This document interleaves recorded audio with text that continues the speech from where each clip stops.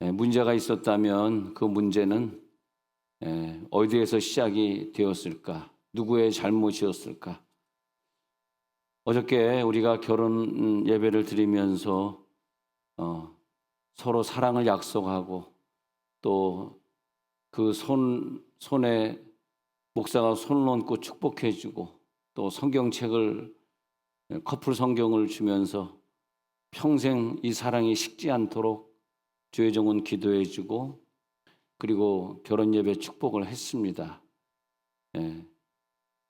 그런데 언제부터 문제가 생겼느냐? 그 처음에는 연애할 때는 서로 사랑한다는 고백을 많이 했는데 사랑할 때는 그런 고백이 나왔는데 시간이 지나면서 고백이 없어집니다. 아내를 사랑하면 사랑한다는 고백을 해야 되고 아내가 남편을 사랑하면 사랑한다는 고백을 자꾸 해야 됩니다. 우리가 이 남편이 도저히 직장에서 전화 받을 수 없는 환경이 많이 있습니다. 사실은 전화를 할 수가 없고 카톡도 할 수 없는 걸 알지만 그러나 어떻게든 무슨 건수를 만들어서 자꾸 전화를 해야 됩니다. 그래서 중요한 전화인 줄 알고 전화 받잖아요. 그러면 우리 딸이 학교 잘 갔다고 그냥 그렇게 중요한 학교 잘 간 게 중요한 일이죠. 우리 가정에는. 그러면서 그대로 끝나면 안 되죠. 여보 내가 보고 싶어 하는 거 알지? 일찍 들어와 이러면서 항상 사랑의 고백을 해야 됩니다. 언제 우리 가정에 이렇게 싸움이 있고 분란이 있었고 또 다투는 부모를 보면서 아이들에게 이런 상처가 있었나? 아니 그저께 이제 금요일까지 제가 이제 부산에서 집회를 해서 금요일 저녁에 교회를 못 왔는데요. 금요일 저녁까지 집회를 하는데 낮에 어떤 분이 식사를 산다 그래서 같이 이렇게 식사를 했습니다.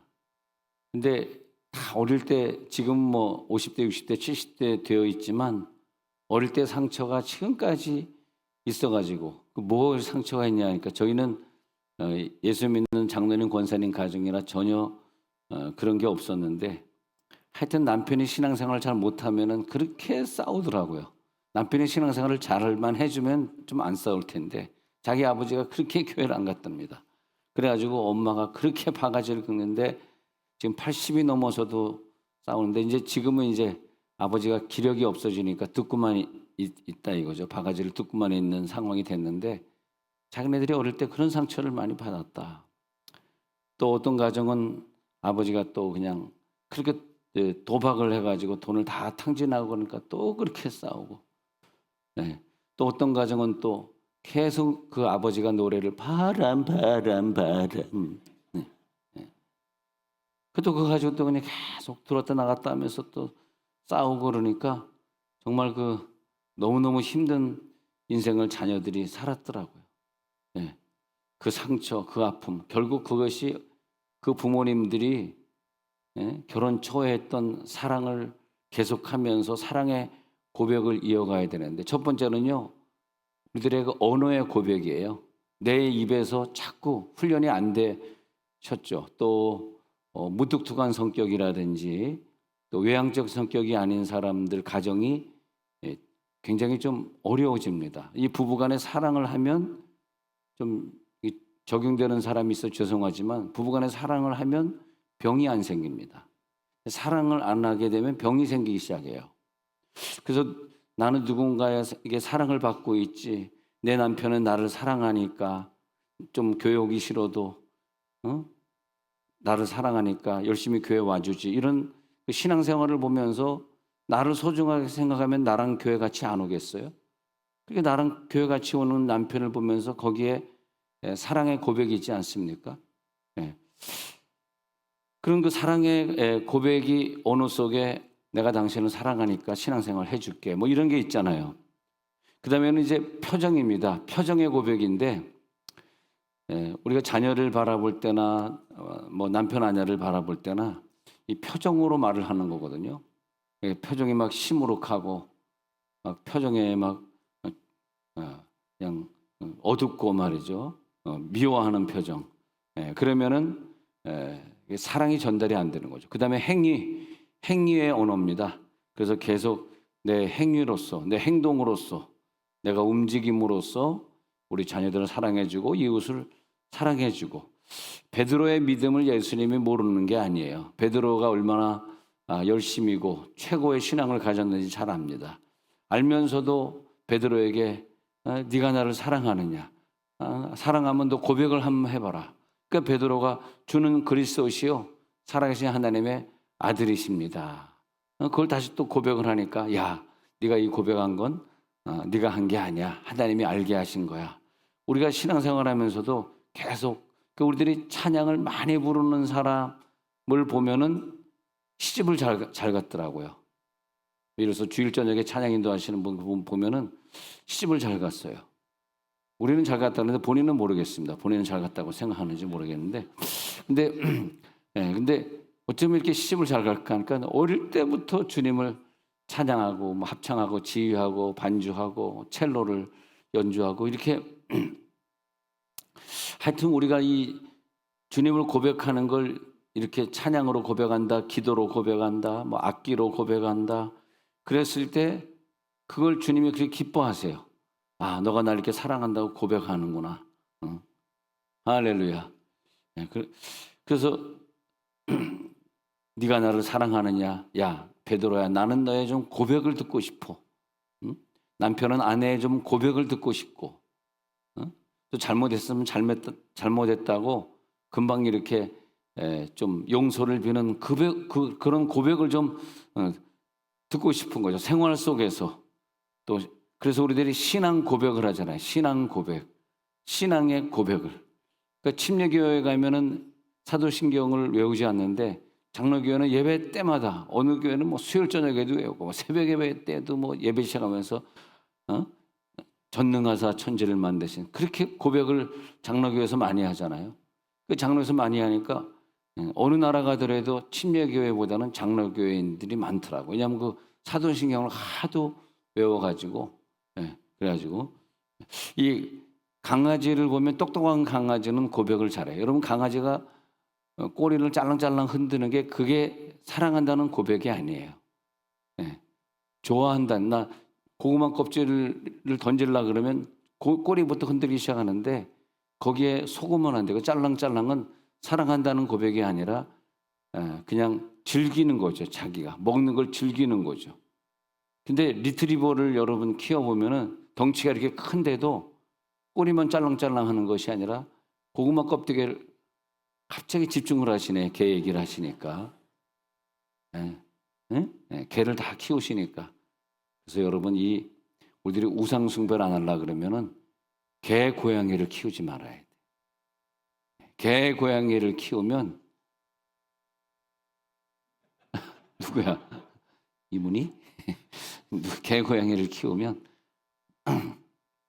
그 우상화 돼가지고 개 고양이를 키우는 집에 잘 보십시오. 뭐가 있어?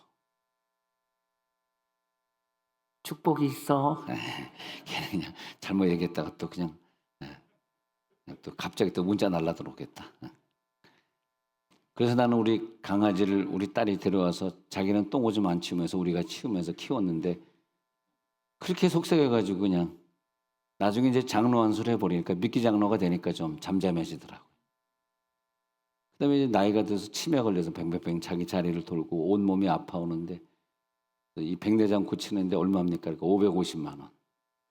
못 고치고. 근데 그래가지고 이제 야 얼마나 죽기를 기도했는데 안 죽더라고. 그러던 나중에 죽었는데 또 화장 비용이 또 25만 원. 와. 근데 우리 교인들은 다 갖다 버리십시다. 그게 우상이 돼가지고 수요일 저녁 예배 하나 해서 밥 줘야 돼요. 똥 치워야 돼요. 근데 리트리버는 말이에요. 보니까 얼마나 그 똑똑한지 고구마 껍질을 던져주면은 먹은 다음에 꼭 감사의 고백을 해요. 걔는요. 리트리버가 제일 IQ가 좋다는 것은 감사할 줄 아는 거예요. 감사의 고백이 있어요. 개도 감사의 고백을 한다고 개도. 그 감사 고백이 꼭 꼬랑지만 흔드는 것이 아니라 막 달려와 가지고 내 입속에 이제 자기 혓바닥을 쏙 집어넣어. 얼마나 얼마나 사랑스러운지 모릅니다. 고백이 없는 강아지, 고백이 없는 사랑, 그것은 완전한 사랑이 아닙니다. 예수님은 우리를 얼마나 사랑하셨는지 계속 사랑의 고백을 해 주셨어요. 성찬 예식을 해 주시면서 얼마나 사랑하셨는지, 이것은 내 살이야, 이것은 내 피야, 이것은 너희들이 먹고 영생할 거야. 예. 유언할 때도 고백으로 해 주시고, 예. 내가 너를 사랑하는데 이만큼 사랑한다. 또 내가 너희를 사랑한 것처럼 너희도 서로 사랑해라.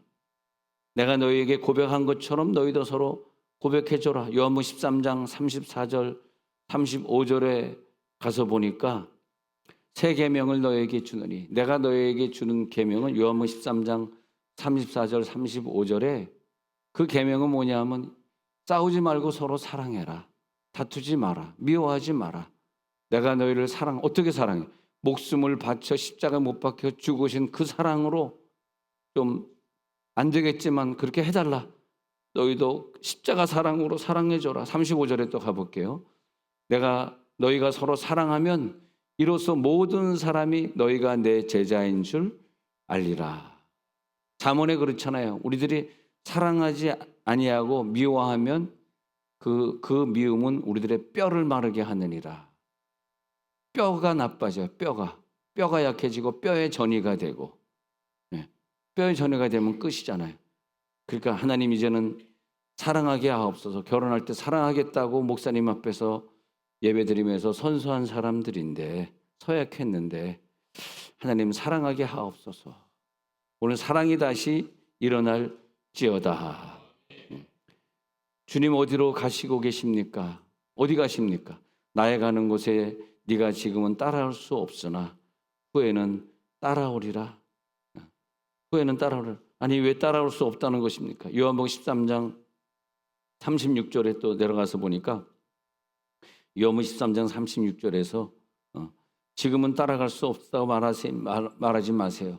그 다음에 이제 37절에도 넘어가서 보니까 왜 따라갈 수 없어요? 나는 주를 위하여 내 목숨을 버리겠나이다. 난 이 베드로의 고백이 너무 마음에 들더라고요. 나는 주님을 위하여 내 목숨을 버리겠나이다. 어디든 따라가 가지고 내 목숨을 버리겠나이다. 그러니까 38절에 또 계속 나와요. 예수께서 대답하시되 네가 나를 위하여 목숨을 버리겠느냐? 그러면서 예수님이 아주 중요한 말을 합니다. 네가 나를 목숨을 버리겠다면 닭 울기 전에 나를 위하여 3번 부인 좀 해주라. 이런 부탁을 합니다.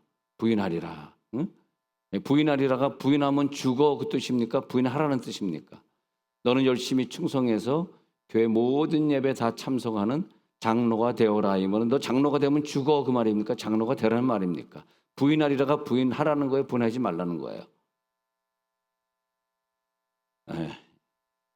난 이 구절을 보면서 주님이 베드로를 향한 사랑의 고백이 피크가 여기서 오는 거더라고요. 사랑의 절정이 3번 나를 부인해줘라. 그리고 너는 죽지 마라. 네가 나를 만약에 부인 못하면 그 현장에서 너는 사형을 당할 텐데, 사형당하지 말고 너는 거기서 살아남아서 사탄이 너를 잠시 밀값으로든 너를 청구하겠지만 너는 거기서 살아남아서 남아있는 내 제자들을 굳게 해줘라. 저들의 신앙을 좀 도와줘라. 나 따라서 죽지 마라. 로마법에는 저 사람의 제자예요 그러면 무조건 같이 끌려가서 십자가 못 박혀서 같이 죽었거든요. 근데 베드로가 내가 주님의 목숨을 버리겠다 그러니까 맞아. 너가 내 목숨을 버리겠으니 너는 죽지 말고 남아서 120문도 모이는 데서 거기서 성령 충만한 집회를 인도해가지고 너를 통해서 막 3,000명이 되고 5,000명이 될 것이다. 이 일을 네가 감당해줘라. 나는 먼저 가지만 너는 남아서 이 일을 감당해줘라. 그럴 때 베드로가요 엄청난 사랑을 느낍니다. 이건 예수님의 사랑의 고백이 대단한 것이구나. 어떻게 이런 고백을. 그래서 누가복음 22장 33절에서도 베드로가 그래서 그런 고백을 하는 거예요. 베드로는 예수님을 잘 알아요. 누가 보면 22장 33절 이런 고백. 주여 내가 주와 함께 옥에도 가고 죽는 데에도 가기를 각오하였나이다. 베드로가 만약 예수님이 죽는 순간에 나 예수님 제자니까 같이 죽여줘. 그래서 같이 죽었다면은 베드로가 복음 전하다가 감옥에 갇히고 그 옥에도 감옥에도 가기를 각오하였나이다. 이 고백을 이루지 못했을 거예요. 네. 근데 나는 예수님이 얼마나 베드로를 사랑하셨는지 3번 부인하고 꼭 살아남아서 내 형제들을 굳게 해달라는 그 고백을 딱 성경에 있는데 난 눈물이 나더라고. 내가 이런 사랑을 받은 사람이구나. 예수님이 이렇게 제자들을 사랑하셔서 나는 가는데 네가 개죽음을 할 필요는 뭐 있냐? 네가 예수냐? 네가 죽는다고 한 사람이라도 구원할 수 있겠니? 내 피는 수많은 인류를 구원하는 거지만. 그러니까 3년 반 따라다니던 수제자. 그래서 그 충성스러운 수제자의 고백이 요한의 아들 시몬아 다른 사람들보다 나를 사랑하느냐? 요한 21장에서 물어볼 때 그 고백이 내가 주님을 사랑하는 줄 주께서 아시나이다. 그 다음에 예수님이 부활 후의 장면이죠. 예수님이 네가 2 팔을 벌리니 이제는 네가 원치 아니하는 곳으로 너를 데려가리라. 오늘 우리들이 예배를 드리면서 네가 원치 아니하는 곳에 내가 데려갈 거야. 그러면서 베드로의 고백을 통해서 그에게 사명을 주시는 그 주님을 우리가 오늘 체험한다면 모든 응답을 받을 줄로 저는 믿습니다. 그 고백이 중요한 거예요. 내가 주를 사랑하는 줄 주께서 아시나이다. 그 고백이 중요한 거라도. 목숨까지 내놓겠습니다. 목숨까지 내놓겠습니다의 고백. 요한복음 19장 30절에 가서 보니까요. 요한복음 19장 30절에 그 고백. 예수님이 우리를 사랑하시는데 마지막 순간까지 하나도 안 빼놓으시고 모든 사랑의 고백을 다 이루었다. 모든 사랑의 고백을 나는 다 완성시킨다. 사랑의 역사를 다 이루었다. 이 믿음이 우리 가운데 들어오는데 정말 하나님이 우리를 완전히 고쳐줄 줄로 믿습니다. 할렐루야. LA에 살고 있는 우리 교인이 정말 6개월 전에는 의사가 이제 끝이니까 복수가 차서 다 배가 불러가지고 뇌까지 전이됐으니까 이 뇌까지 전이 되건 의사는 어떻게 할 수 없습니다. 이제는 마지막을 정리하십시오. 6개월 전에 그 말 들었는데 배가 줄어들더니 저가 노력을 많이 했죠. 전화해가지고 계속. 그래서 이번 주인가요? 이번 주에는 사진을 보내왔는데 그 집은 그냥 먹는 메뉴를 계속 보내주네. 양갈비 3쪽인데 자기가 제일 많이 먹었다는 거야. 다른 식구들보다 자기 남편이나 자기 동서나 같이 식사를 하는 장면을 보여주는데 양갈비 큰 걸로 3개를 먹었더라고. 이제 배도 하나도 안 가. 그리고 이번 주에 처음으로 나성 충년교회인데 충년교회 나갔습니다. 그러니까 폐암 걸리고 나서 건강한 사람인데 갑자기 기침이 안 끝나고 그래서 미국 의사도 감기인가 보다 그랬는데 알고 봤더니 폐암이 너무너무 전이가 많이 돼가지고 도저히 수술 못했거든요. 수술 못하고 나중에 뇌까지 전이 돼서 이제는 마지막으로 회개할 거 회개하고 천국까지 아마 그런 지경이었는데 이제 완전히 완전히라고 말할 수 없어요. 아직 6개월밖에 안 됐으니까. 원래 암이라는 게 5년 10년 지나봐야 되잖아요. 근데 예수 믿는 사람들에게는 그런 믿음이 있어요. 이 집사님이 예수를 안 믿었으면 근데 이제 물어봤더니 코로나 때 교회를 안 갔더라고. 고백하더라고. 목사님 코로나 때 3년 동안 제가 교회를 안 갔습니다. 하나님이 예배를 열심히 드리면 병을 고쳐주는데 그래서 막 회개하라 그랬지. 회개하고 그 대신에 3년 동안 교회 하여튼 일주일에 한 번이라도 일주일에 우리들이 한번 3번에서 많이 하는 사람 10번도 일주일에 어떤 사람은 15번도 예배하잖아요. 어떤 사람이 10번, 15번 예배하는데 일주일에 한 번 하는 것도 못 갔으니 그 병을 자기가 이길 수 있는 면역력이 있겠냐고 자기가. 그래가지고 당신은 무조건 그것을 다시 커버링하기 위해서는 무조건 당신은 선교사로 가야 된다. 결심하라. 선교사로 간다고 약속. 여러분 코로나 때 한 번이라도 교회 빠지신 분 있으면 다 선교사로 가시기 바랍니다. 참 똑똑하셔. 물질에 목이 있을지어다 할 때는 목이 찢어져라 하면 하더니 성교사로 가려니까 예. 그 고백이 그 고백. 그래서 하나님, 나는 내 목이라도 내놓을 수 있는 그런 고백입니다. 그 고백. 그래서 주님, 아골골짝 빈들에도 복음 들고 가오리다. 소돔 같은 거리에도 살아안고 찾아가서. 323장 찬양이죠. 소돔 같은 거리에도 살아안고 찾아가서 또 종의 몸에 지닌 것도 아낌없이 드리리다. 종의 몸에 지닌 것도 아낌없이 존귀 영광 모든 권세 주님의 영광 받으셔서 멸시천대 십자가는 내가 지고 가오리다. 이름 없이 빛도 없이 감사하며 섬기리다. 이름 없이 빛도 없이 감사하며 섬기리다. 우리가 예수를 믿을 때 이렇게 요구를 많이 하는 것 같아요. 이것 주세요. 이렇게 해주세요. 이렇게 응답해 주세요. 요구는 참 많은 것 같은데 그 기도 제목 중에서 요구하는 기도 제목을 한 30분 한다면 사랑의 고백도 한 30분 했으면 좋겠어요. 근데 요구하는 고백은 30분인데 내가 사랑하는 고백은 몇 분 했나 생각해 보니까 다시 한번 점검을 해 보니까 미안하더라고. 아유, 사랑의 고백은 몇 분 거의 안 하는구나. 네, 거의 안 하는구나. 근데 우리 교회 여기 앞에 앉아 있는 어떤 분은 꼭 기도할 때, 대표 기도할 때 보면은 마지막에 사랑합니다로 끝내더라고. 근데 그분은 정말 이모 씨라고 얘기 안 하겠는데, 근데 그분은 정말 주님을 사랑하는 것 같아. 저렇게 주님을 사랑할 수 있을까? 저렇게 주님을. 근데 꼭 여러분들도 그분 따라가지고 우리가 대표 기도할 때 마지막에 주님 사랑합니다. 와, 그러면 주님이요 훌륭한 아내를 주시더라고. 자, 우리 다 같이 주님 사랑합니다 고백해보세요. 시작. 주님 사랑합니다. 이걸 고백을 많이 해야 돼요. 주님 사랑합니다. 얼마나 사랑하는지. 고백이 없다면 진정한 사랑이었을까? 고백이 없다면. 사랑은 어디든 같이 가는 것이고 무엇이든 하는 것인데 내가 정말 주님을 사랑하는 것인가? 사랑은 올인하는 것인데, 그죠? 내가 그런 고백으로 내가 올인하고 있는 것인가? 사랑은 하나님을 향하여서 내 삶을 바치는 것인데 내가 어떤 고백인가? 그 최고의 고백은 최고의 효과를 보거든요. 근데 내가 효과가 없으면 한 단계 고백을 올리시면 되더라고. 내가 아픈 사람들에게 최고의 단계가 있잖아요.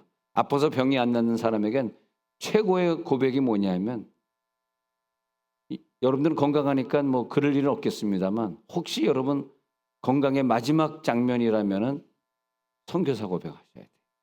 아멘 안 할 줄 알지만 그냥 해볼게요. 선교사 고백이어야 돼. 근데 지금은 괜찮은 것 같아요. 멀쩡하니까. 선교사로 다 떠나면 나는 뭐 먹고 사니? 근데 정말 이건 나의 마지막 기도야. 하나님, 나 이거 응답 안 해주면 안 돼. 이런 경우가 있으시면 선교사 고백. 진짜예요. 선교사 떠난 사람들, 저 사람들 건강해서 떠난 사람 없어요. 얘기해 보세요. 다 죽을 병 걸린 사람들이에요. 여러분 안 떠나도 돼요. 건강하니까. 멀쩡하니까. 할 말을 잊었습니다. 제가. 하나님이 세상을 이처럼 사랑하사 독생자를 주셨으니 얼마나 우리를 사랑하시는지.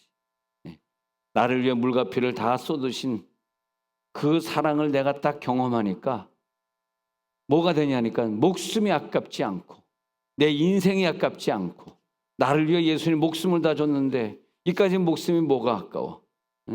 그래서 이 사랑은요 나를 포기하게 만들고 주를 위해 내 생명을 다 바치게 만들고 받는 데 익숙했던 내가 이제는 그 하나님 앞에 모든 것을 다 바치면서 이제는 내가 헌신하겠습니다. 나를 바치겠습니다.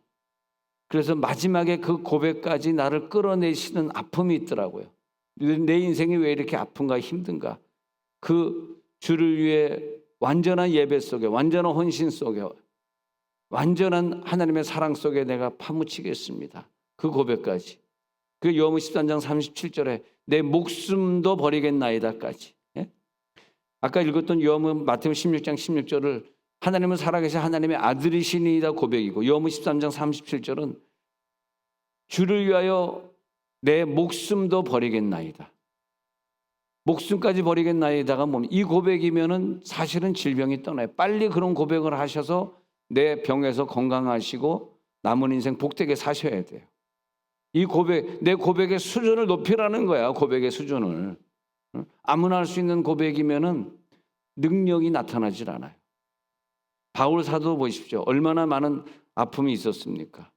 그 고백은 얼마나 귀한 고백이에요. 내가 어떤 고통을 받았는지 아느냐. 고린도후서 11장 23절부터 보니까, 바울 사도의 고린도후서 11장 23절부터의 고백 보니까, 네가 그리스도의 일꾼이냐? 정신없는 말을 하고 있네. 나는 더욱 그러하거든. 내가 너보다 수고를 넘치도록 더했고 너 옥에 몇 번 갇혔어? 나는 옥에 너보다 몇 번 더 갇혀. 너 매 얼마나 맞았어? 매도 나는 수없이 맞았고. 이런 고백이에요. 죽을 뻔 여러 번 했고. 24절. 그다음에 유대인들에게 40에 하나 감한 매를 5번, 와, 한 대만 맞아도 기절해 버릴 텐데 39번 태장을 5번 맞았대. 아이고 무시라. 25절에 3번 태장으로 맞고 한 번 돌로 맞고 3번 파손하고 일주야를 깊은 바다에서 지내고. 아이고 무시라. 26절 그다음 9절. 여러 번 여행하면서 강의 위험, 강도 위험, 동족의 위험, 이방인의 위험, 신의 위험, 광야 위험, 바다의 위험, 거짓 형제 중의 위험을 당하고. 아이고, 야, 예수를 이렇게 믿어야지. 이렇게 내가 죽을 고비를 넘기면서 우리들의 신앙 고백 위에 보니까요, 십자가가 달려 있더라고. 내 죽음이더라고. 죽음의 십자가. 주님을 찬양하는 노랫소리가 아무리 아름답게 올라간다 할지라도 죽음의 헌신이 없는 십자가, 죽음의 헌신이 없는 고백은 가짜 고백 아닙니까? 내 목숨을 바치겠나이다. 깜짝이야. 진짜 누가 바치겠다 하고 뛰어나온 줄 알았어요. 젊어서는 네가 띠띠고 다녔지만 늙어서는 네가 두 팔을 벌리리니 이제는 네가 원치 아니하는 곳으로 내가 너를 데려갈 것이다. 지금의 베드로보다도 미래의 베드로, 미래 헌신하는 베드로, 그 베드로가 되어라.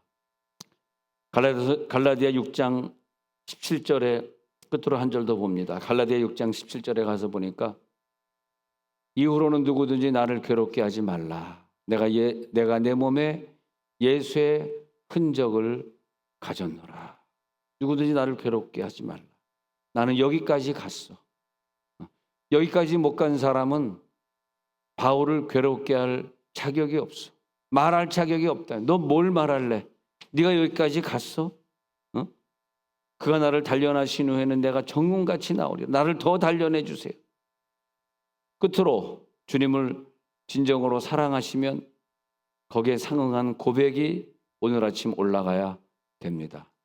난 어떤 고백으로, 어떤 십자가 정신으로 오늘 하나님 앞에 설 것인가? 하나님, 내 고백이 고백되게 하옵소서. 내 사명이 진정한 사명이 되게 하옵소서. 우리가 가진 환경이 다 다르지만은, 그러나 한 번 내 인생을 쏟아부을 수 있는, 목숨을 바칠 수 있는 십자가 정신 위에, 죽음의 정신 위에 세워진 십자가의 고백, 오늘 목숨 걸고 고백하게 해 주옵소서. 자, 눈을 감겠습니다.